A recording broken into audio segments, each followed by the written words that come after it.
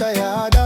ibsitu sena hunde sabbonuma raga bilisumma wabibir maduma madda enyuma kan hidda diga malatong kimali maltu si ibsa afaan Oromummaa maalin dubbane samuumummaa akkami yaadne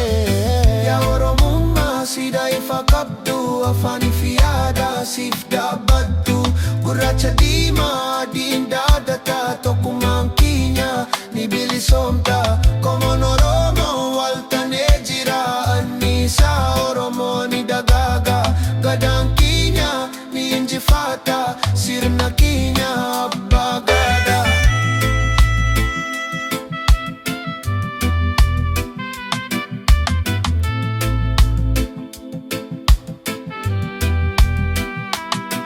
Ija dubbii fi cuunfaa akkamiin himne cubbuu fi safuu Oromoo akkamiin eegne komoon Oromoo hundi waltane akkamiin abonyu gaafa gaddine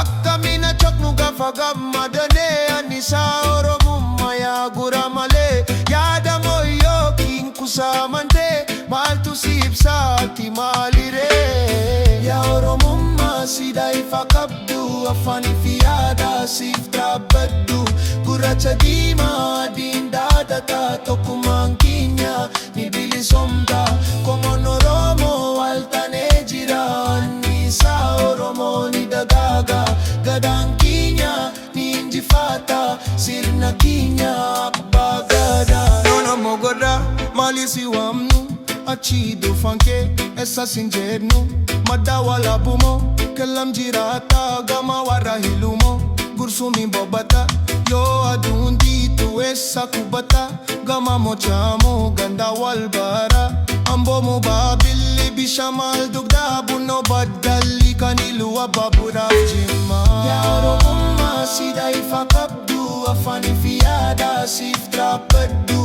gurraacha diimaa adiin daadata tokkummaan keenya ni bilisoomta komoon Oromoo waltanee jira Anniisaa Oromoo ni dagaaga gadaan keenya ni injifata sirna keenya abbaa gadaa. Nonomoo bobora buna isaa dugda daangaan kee maali kan ittiin bultu kafani kee maali kan si bariichu raga Oromummaa maalumaan ibsu gaafilee hedduu maaltu dibisa hachakasnu laata daadannoo sabaa kan saba Oromoo kan sirna abbaa gadaa Anniisaa Oromummaa ni bilisoomta.